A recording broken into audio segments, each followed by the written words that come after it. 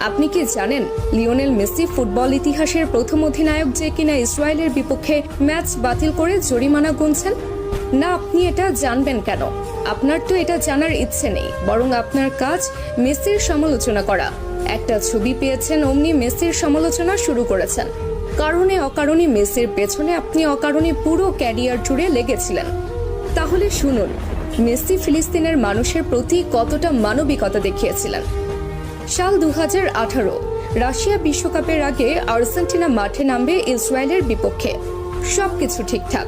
ঠিক সেই মুহূর্তে ফিলিস্তিনের তরফ থেকে জানানো হলো এই ম্যাচটা যেন আর্জেন্টিনা বাতিল করে।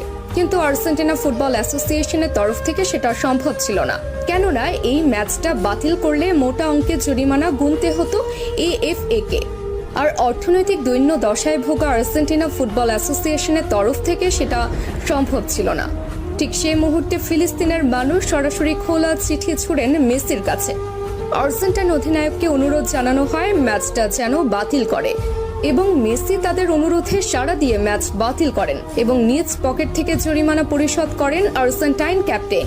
সঙ্গে সঙ্গে ইতিহাসের প্রথম ক্যাপ্টেন হিসেবে ম্যাচ বাতিল করে জরিমানার টাকা পরিশোধ করে অনন্য দৃষ্টান্ত রাখেন লিও। এবার বলুন, কোন মেসিকে নিয়ে সমালোচনা করেছেন?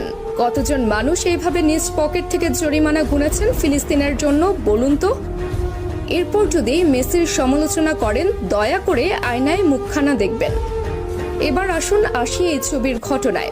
এই ছবি যেটা দেখছেন সেটা মেসি ছিলেন, কিন্তু মেসি তো সেখানে একা ছিলেন না, অথবা মেসির কোনো ব্যক্তিগত সফরও সেটা ছিল না, বরং সেটা ছিল ক্লাব বার্সেলোনার সফর।